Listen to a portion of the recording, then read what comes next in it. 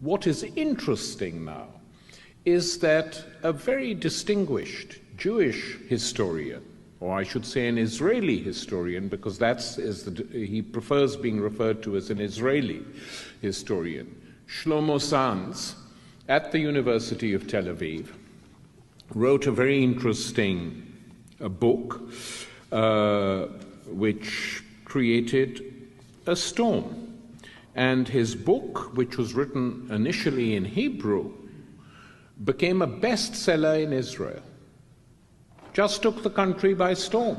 It took some time before it was published in the West, but it finally was, first in France and then in Britain and the United States, and it created a big debate. And what was very interesting was that Shlomo Sand essentially deconstructed all the myths of Zionism quite calmly. And he said, look, we shouldn't use these myths to justify the existence of Israel. Israel is here to stay. I think all the citizens of Israel, whether they're Jews or Palestinian Arabs, Christians, Muslims, should have the same rights, and we should stop the right of return, that if you're a Jew, you can come back to this land. It's crazy, he said, because, why should we do this anymore? But in order to put this argument forward, he really did a lot of historical and anthropological work.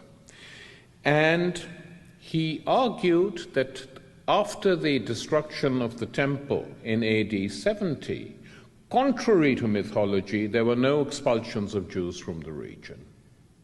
He pointed out, correctly, that the Romans were not in the habit of expelling populations from lands that they conquered because they were very intelligent and they needed cultivators and people working the areas because the Roman legions didn't do that. Then he went even further. So he said, if Palestine is not the unique ancestral homeland of the Jews, what happened to all the Jews in these countries? And here he comes up with a devastating explanation. He says, by and large, in their majority, they converted to Islam. They converted to Islam, most of them, not all of them, as many other people did in that region at the time.